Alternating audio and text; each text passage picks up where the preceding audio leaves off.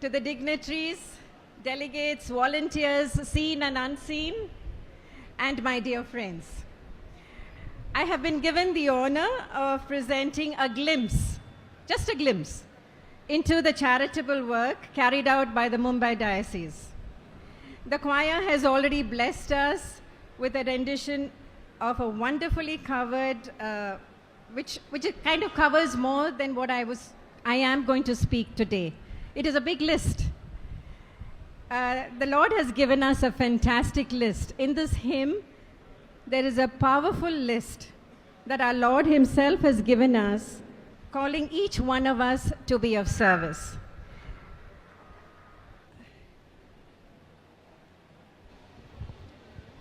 Friends, may I just request you to take page number 30, the hymn that we started with. Let's just go through the list. First one, what would it be? First one, the first verse. Let's take the first verse. When I was hungry, when I was thirsty, when I was weary, when I was anxious, when I am homeless, when I'm naked, when in prison. Friends, I hope you have this one. I'm just reading out the hymns. Yes, you have it, use it. And this must have happened to a lot of you when I was laughed at in class, in college. Who stood by you? So let's see. With this list, we start the work that the Mumbai Diocese has done in a small slum area in Navi Mumbai. So let me take you to Turbe. Turbe, just to give you an idea of Turbe, Navi Mumbai's largest slum area. I think many of you have heard of Dharavi. Yes or no? Mumbaikars. Any Navi Mumbaikars here? What about Turbe? Okay. Turbe is inhabited by migrant workers who come to Maharashtra in search of employment. Much like many of us who've landed in Maharashtra. Many work as daily wage earners, watchmen, drivers, while the women often find jobs as domestic help or work in garment factories. Overall, their incomes are very, very low. Sometimes they have jobs, sometimes they don't. Families are typically large, with more than 5 members and a very, very limited income. Their homes are small, just about 100 square feet, maybe 150 square feet. To put it in perspective, maybe what is behind me. It might consist of a single room with a bathroom, running water and electricity, though sometimes the supply is erratic. If a house doesn't have a bathroom, community bathrooms are available. It is common to find a family of 7 living in the space of 100 to 150 square feet. Like locally, what they say is, adjust karke. Adjust karke, they live. Our small center, Asha Kutir, is located in the heart of the slum. Though it is just about 100 square feet, 120 square feet maximum, it is a hub of activity, hosting programs like nutrition support, medical assistance, and women empowerment. The Malankara Orthodox Church Council of Bombay rents this center for the diocese charitable work. It covers expenses for the teachers, caretakers, utilities, and much more. The free high school education provided to the students of Turbe is in Vashi, which is just 10 kilometers away from Turbe. This is for those children who aspire to have quality education in the English medium schools. I'm just taking you through these programs. I begin Like in the hymn, when I was hungry, you gave me to eat. When I was thirsty, you gave me to drink. The nutrition programs that the MOCCP provides are giving a boiled egg and milk to the malnourished children of Turbhe area. We first began this program in 2008 to 2010, where we identified the TB-affected children, and the doctors had told us they need a very high-protein diet.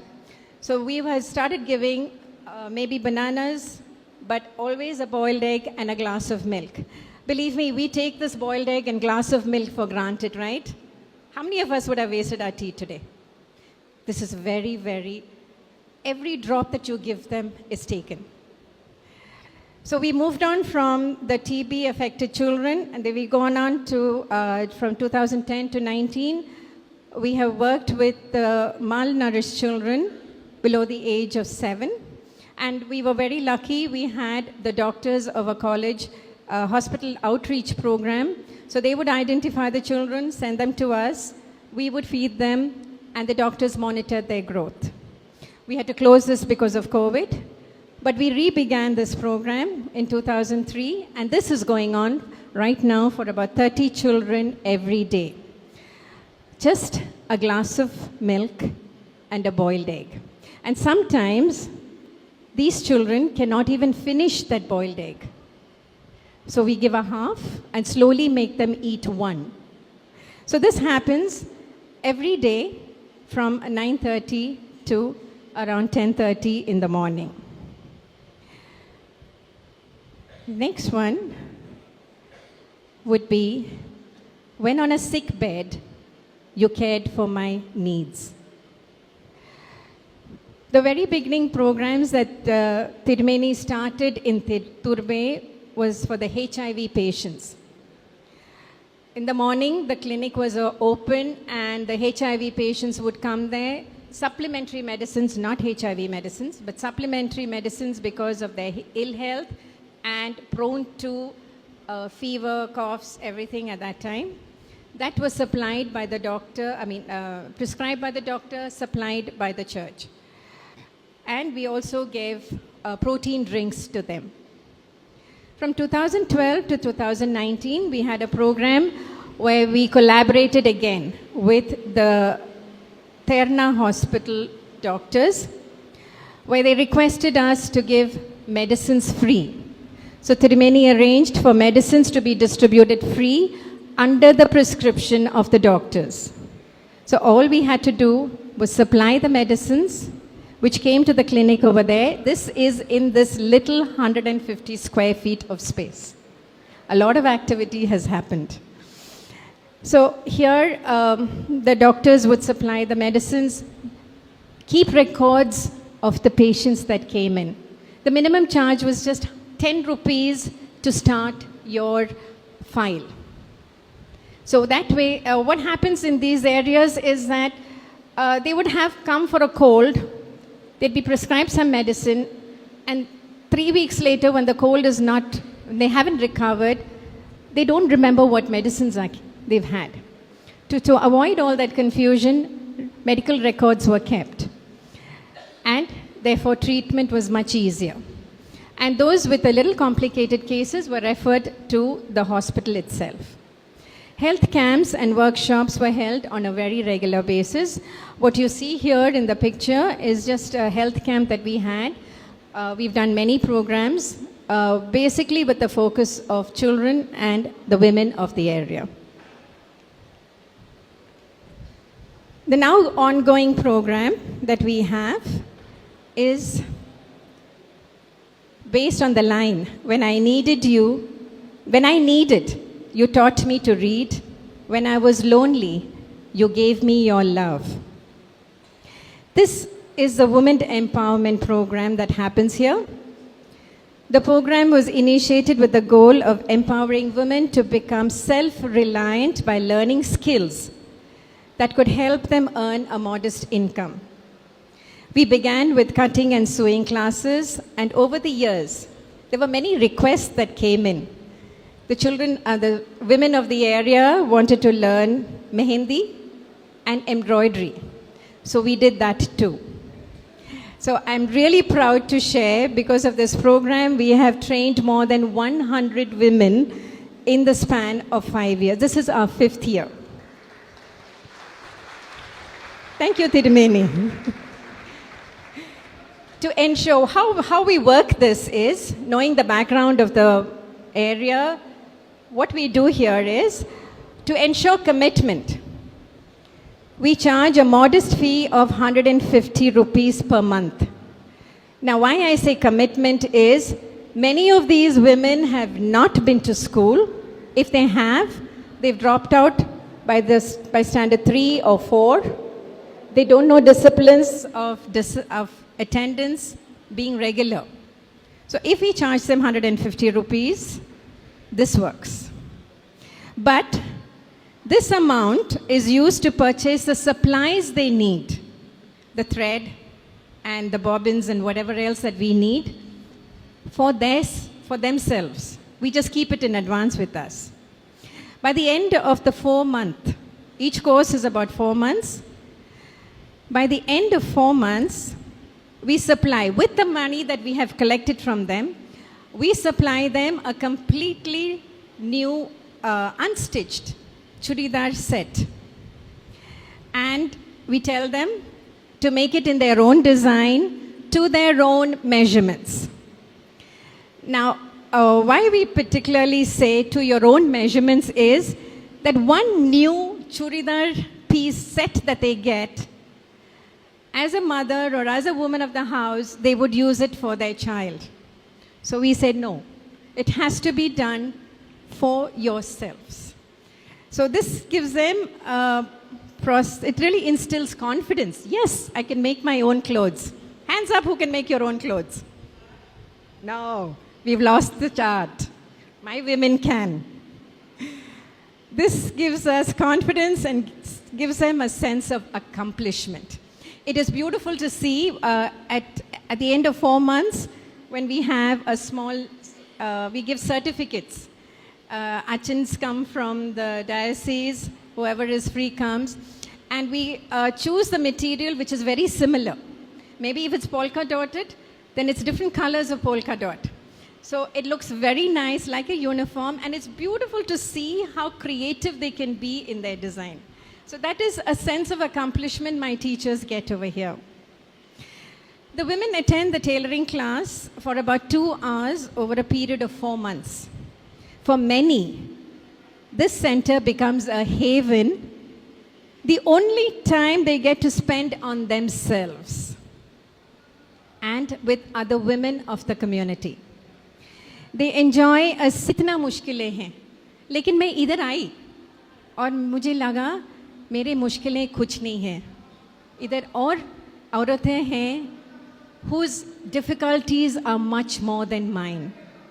So you can imagine just how much of sharing and community that happens around here. The credit for all of this goes to my dedicated staff, who, being part of the same community, they understand and relate to these women easily. Many students return for the additional courses, drawn by the feeling of togetherness and support that they find here. We celebrate Founders' Day, Tirumeni, on October 7th. This is the birthday of our beloved Tirumeni. We come to the next social work activity that happens with the Bombay Diocese. This is Tirumeni's vision, Tirumeni's, I would say Tirumeni's favorite school.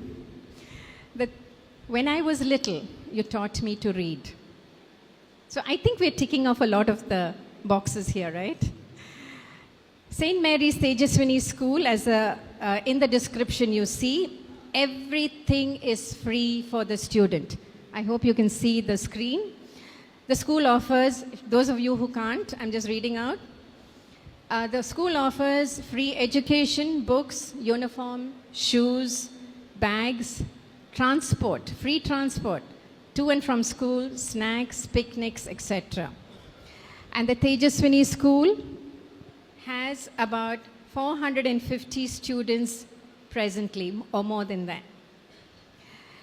And everything is free for the student. So Tirumeni wanted to give a completely free education and in English to the students of Turbhe. The students use the same classrooms and other amenities that are provided to the main school children. The staff is highly experienced. In short, the children of Tejaswini want for nothing. They just need to show up at the bus stop, be picked up, bus stop at Turbhe. Just walk down from their homes, go to the bus stop at Turbhe and be picked up for school. The school has had fantastic results in the 10th standard over the years. Having been given a leg up, many students have established themselves in their careers and professions. Just to give you an idea, many of these students are first generation learners. We have our education in Kerala and all of our communities are so much, our great-grandfathers have also learned. Here, the students' parents are illiterate, many of them. And it is so heartening to see that once I saw a Tejaswini student filling up a bank chellang. I don't know if many of you know what a bank chellang is, but yes, when they are paid daily wages, he used to collect his money and every 2 weeks he had to go and put it in the bank. A Tejaswini's child, what she does is she would fill up the chellang for her father because he didn't know how to read and write. He'd just about sign at the bottom. So Tirumeni, this is the impact of the school. Many of them are filling up,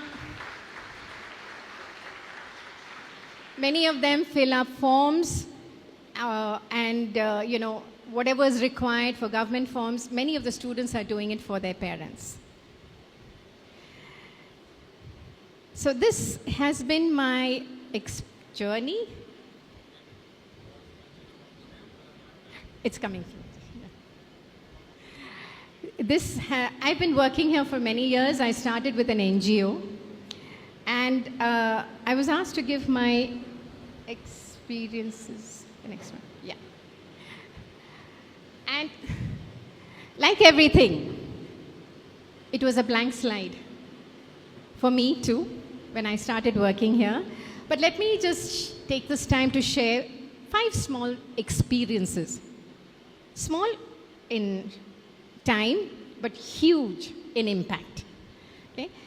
The journey has been many things, exciting, challenging, fun, sometimes filled with anxiety. Above all, it has been deeply enriching. Every step has brought lessons, blessings, and beautiful moments of grace. Let me share one story that really stands out, a story of courage and faith. At Turbhe, I met this visually challenged child. Tirumeni knows him very well. And because of his disability, he had started school at St. Mary's Tejaswini School. He had started school late. So by the time he was 16 years old, he was still in standard 6. It was heartbreaking to see such potential held back. So with the support of his parents, we made a bold decision to move him directly to standard 10 through the National Open School. Yes, delegates, I'm talking about from 6th standard to standard 10. Imagine 4 years. 4 years he has missed. We've gone straight to standard 10. It was a huge leap of faith. But the challenges didn't end there. Due to his visual impairment, he couldn't opt for the easier subjects that NIS gives, like computers and home science. Instead, he had to take on tougher ones. He attended the contact classes at the open school, and I tutored him personally for the rest. It was really demanding for both of us. I worried constantly. Had I taken a big risk from standard 6 to standard 10? Was I pushing him too hard? And believe me, I was praying so much during his final exam. But he passed. And all the subjects, you're required to pass at least 5. He passed all 5. You can take many years to finish it. He passed all 5 subjects at one go. Amazing kid. Amazing child. And why we were surprised is if you know the open school syllabus, if anybody is familiar with that, it is pretty high. He went on to complete junior college, earned admission in a reputed college in Mumbai. Today, he is independent, confident, and thriving. He has a job in a web designing company assessing accessibility for the visually impaired.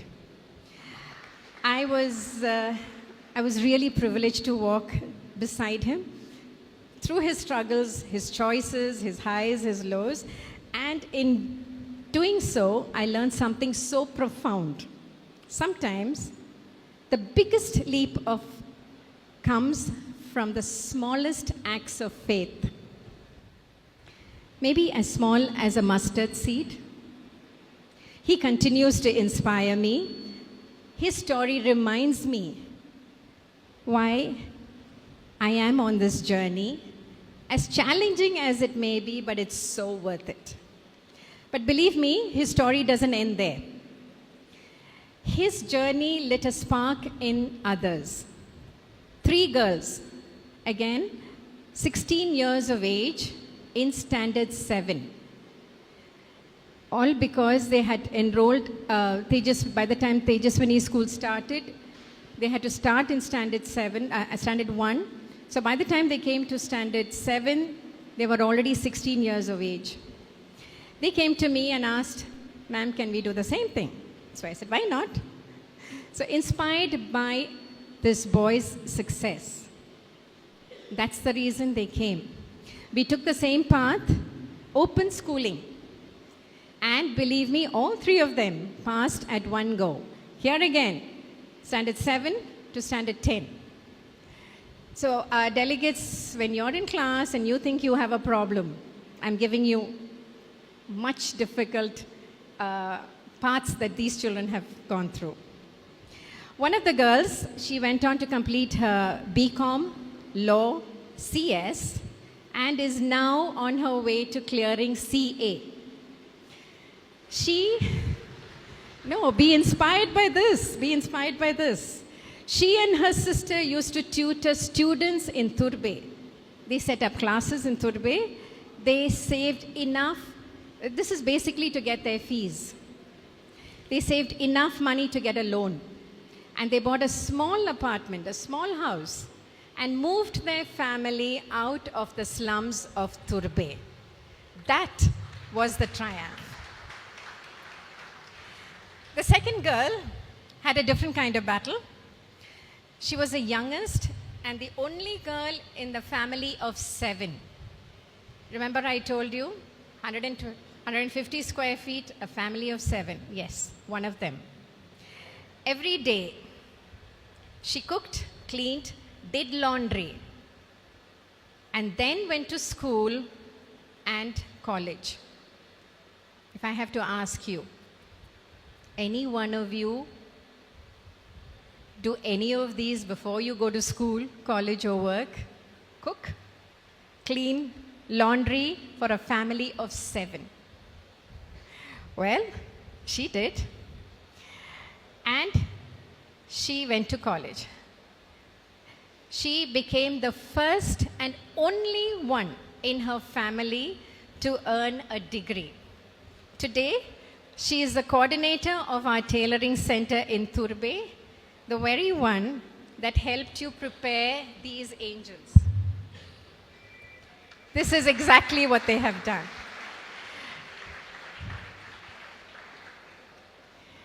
So she's now a leader in her own community.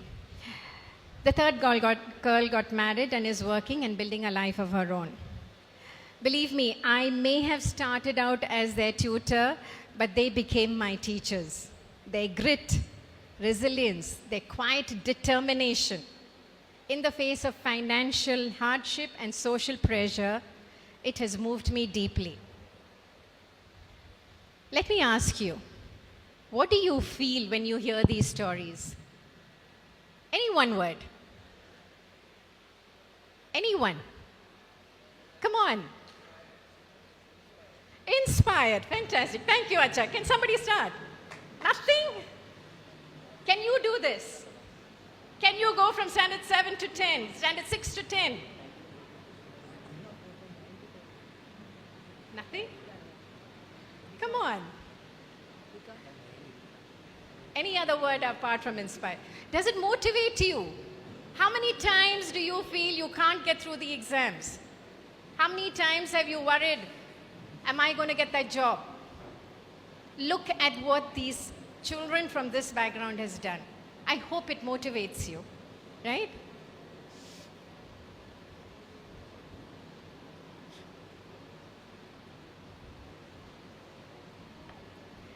I'm truly inspired and amazed. Next one. Yeah. I feel grateful. Grateful that I was there, walking beside them, witnessing their transformation.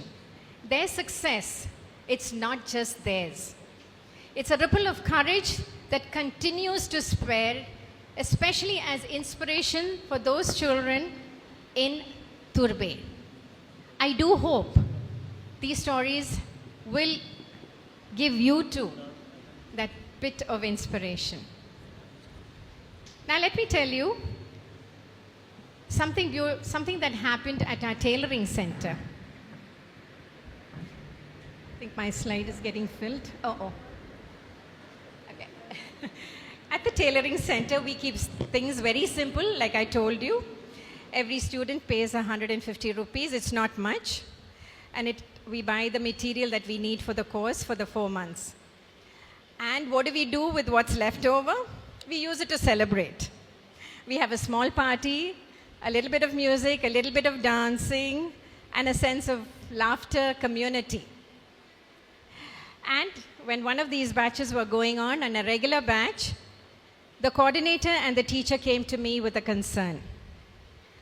One of the students, after the second month, couldn't afford to pay the rupees 150 that was required of her. They just couldn't afford it. She didn't say much, but her silence spoke volumes. At the top of your hat, delegates, I'm asking you, what costs 150 rupees to you? A burger? Much more, right? This 150 rupees was so difficult for them to bake it.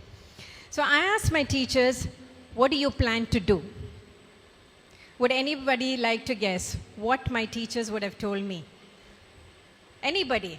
Give a guess. 150 rupees, and my teacher is responsible for collecting it. She can't get it. Anybody? What would my teachers have told me?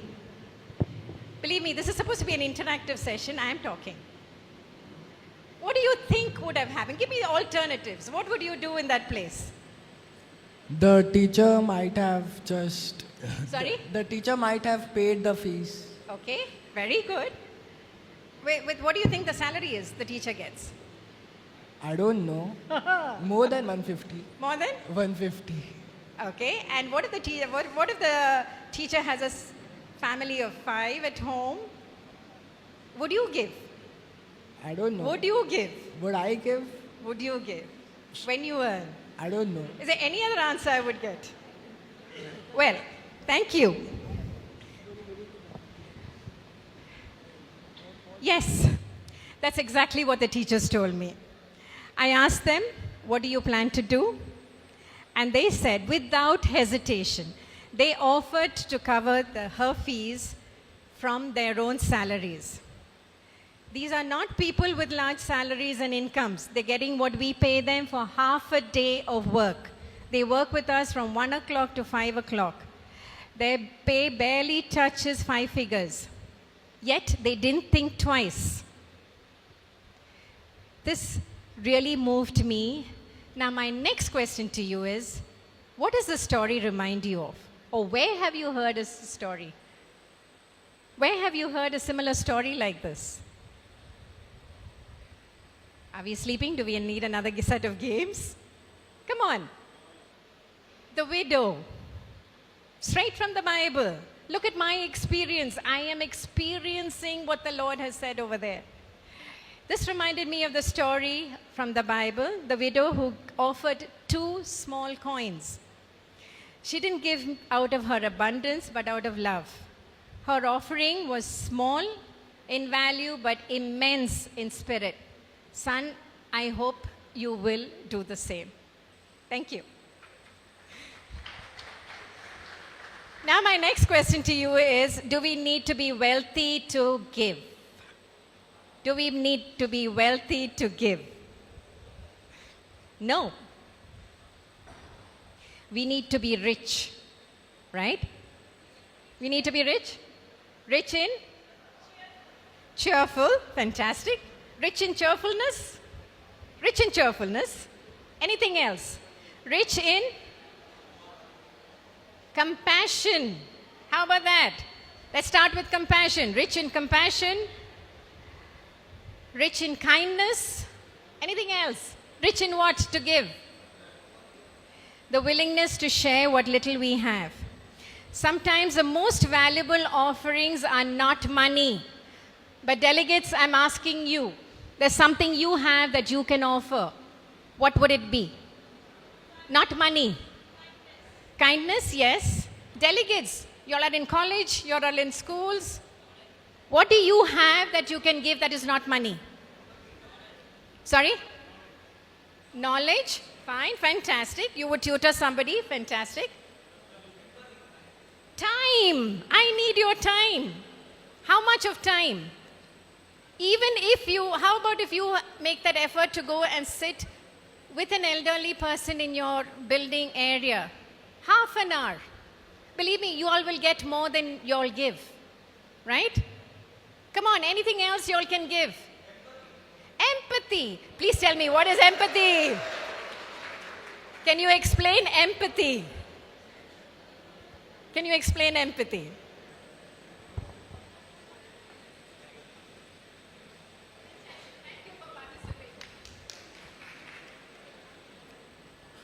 Actually, empathy, according to me, is different from sympathy. The way we sympathize to certain people, it's kind of, for example, if someone is hungry, we can be sympathetic. We can just say, oh, he is hungry, oh, very bad, ayyo, avanu veshanirikka, ingane paraya. But the thing, if we empathize, it's very difficult. If we empathize, it means like we will provide food for them. We will try to give or provide food for them from what we have by sharing our food or something. That's, according to me, the importance of empathy. That's empathy, according to me.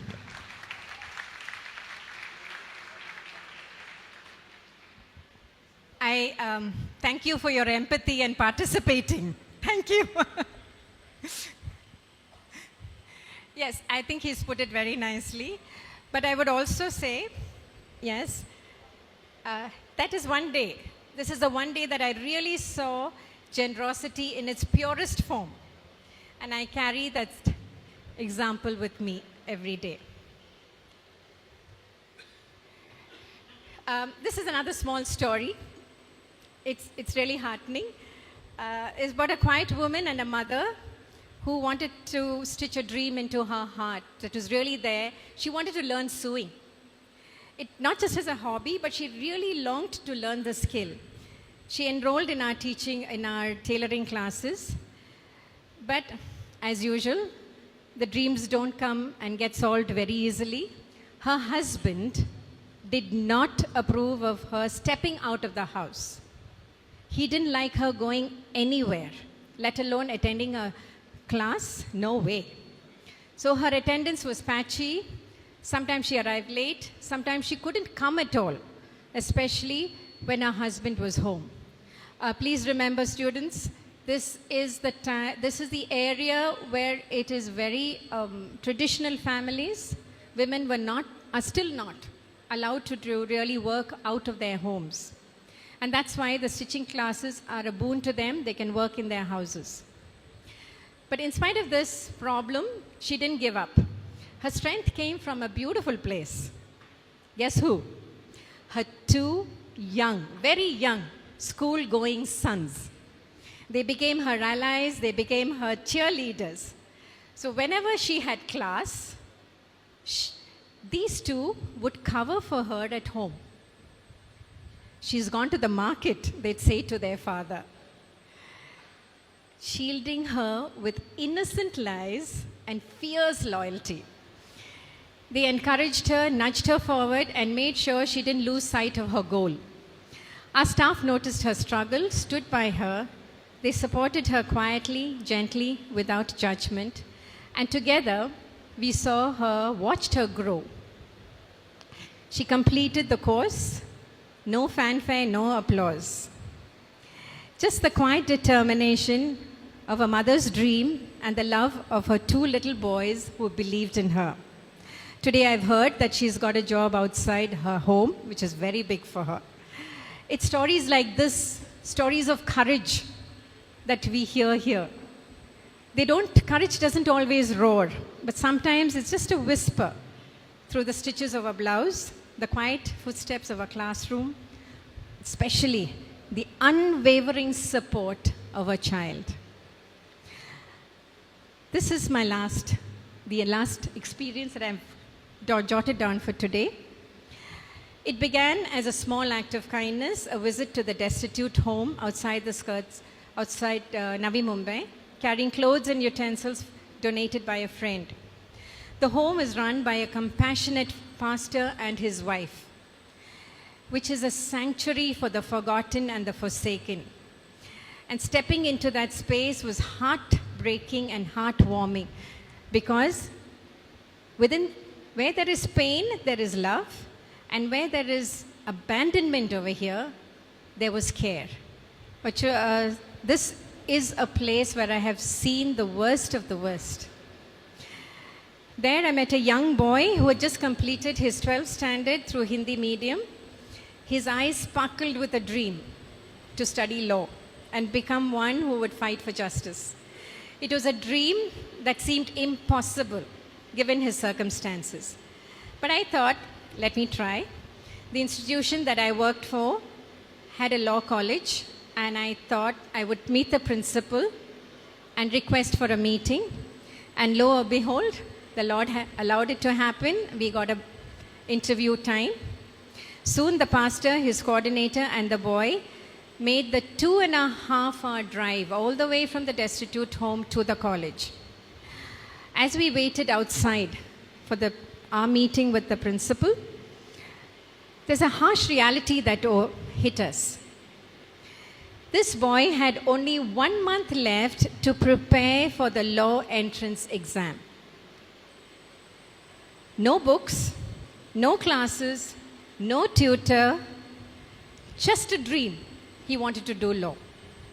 I would ask you, how many of you have gone through the law entrance exams here?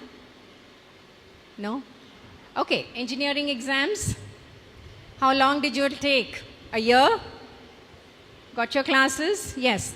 This boy had nothing.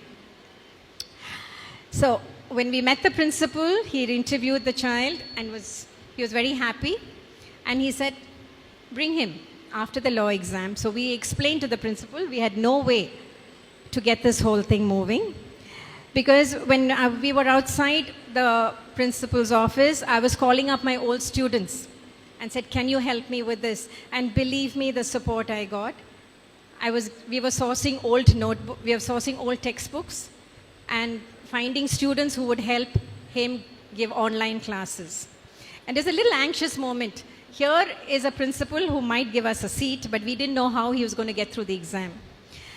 So we were waiting outside, and we told the principal, when we met him, we said, this is our problem. And what do you think he told me?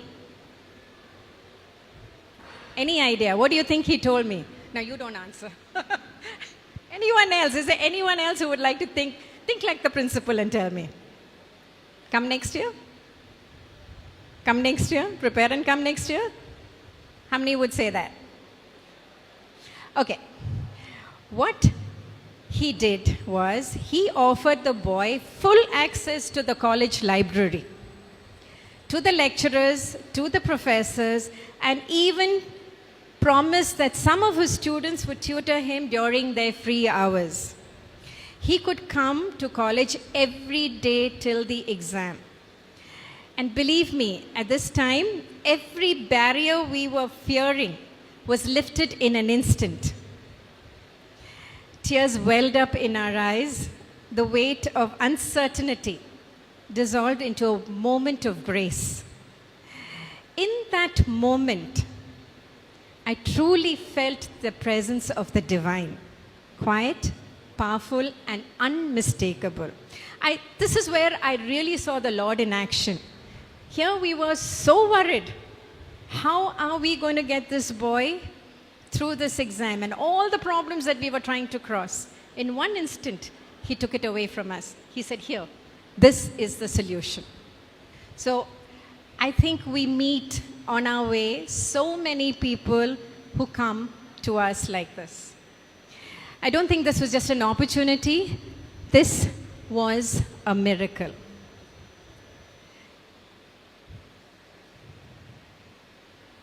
Here are just a few reflections on volunteering, service. When I started volunteering at the NGO in Turbhe and then moved on to Tejaswini and all the programs, I just thought it would be a continuation of what I have been doing for many years. Teaching in a formal school, I just thought it would be teaching. But believe me, it turned out to be very, very different. There I was, working with a visually impaired student without knowing Braille. None of you asked me if I knew Braille. I didn't. I don't. Here I tried explaining concepts in Hindi to other students, even though I'm not fluent in that language. Organizing cutting and sewing classes despite not knowing the skill in them. What I realize is we don't have to be experts, just enthusiastic, passionate, ready to find solutions, ready to learn, and more importantly, willing to be the instrument to be used by the Lord. So I know many of you are wearing green badges. Many of you have had the chance to volunteer. How does it feel? You've already started volunteering. Please continue. And if I have to ask you, where are the areas that you think y'all can do something? Many of you want to do something. I'm told many of you have a lot of ideas and don't know what to do. Come into the field. Where do you think y'all can do anything? Are we sleeping or can I get some answers? Anyone? Is there anyone who would like to do service? Is she yawning or she's getting her hands up for me? Any one of you were asked, what field would we do? Here I've done things I don't know, but we've done it. Okay, how about, the list is endless. The Lord has given us a huge list, right? How about if we add, how many of you are passionate about the environment now?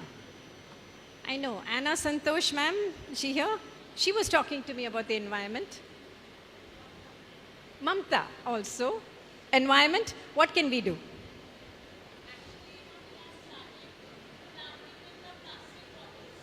Okay. Here we have a fantastic community, a fantastic source of the youth. Let's try just an idea for that. I think I'm running out of time. Ma'am said that she would like to, they've already started planting in plastic bottles, yes.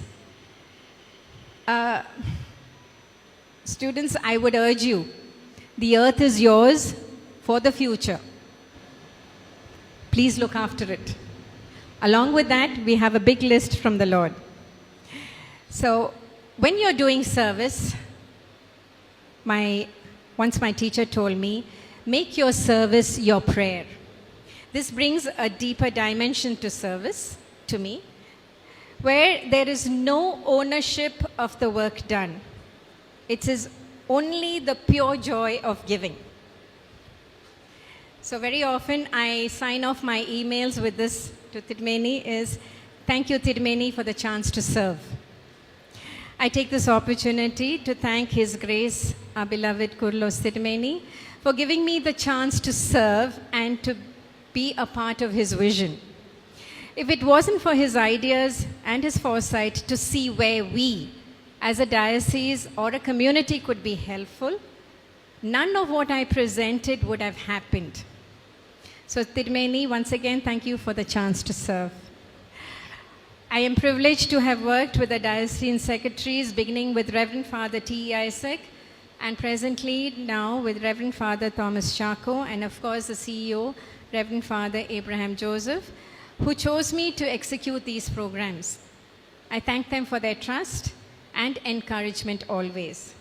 I hope I am the instrument they need me to be. So thank you, Reverend Fathers. The coordination from the diocese office, the support of my family, friends, staff at Turbe, without which I wouldn't be standing here. I thank the organization, Daniel, for bringing me here. Thank you. Now I'm saying thank you. And the fantastic organization and fantastic support that the MGOCSM has given me before my arrival and even after. So thank you so much. I thank the Lord for, thank you. I thank the Lord for putting me in a place where I could serve and be so deeply satisfied. Thank you, audience. I hope, with my small stories of experience, I hope I've lit one spark or one thought or one doubt. Yes, what can I do? Please, anybody for a thumbs up? Please join us. We need your help. Right? Let's be empathetic. So, together, I would say, let us complete the Lord's list and also look after the lilies of the valley too. Right? So, thank you very much.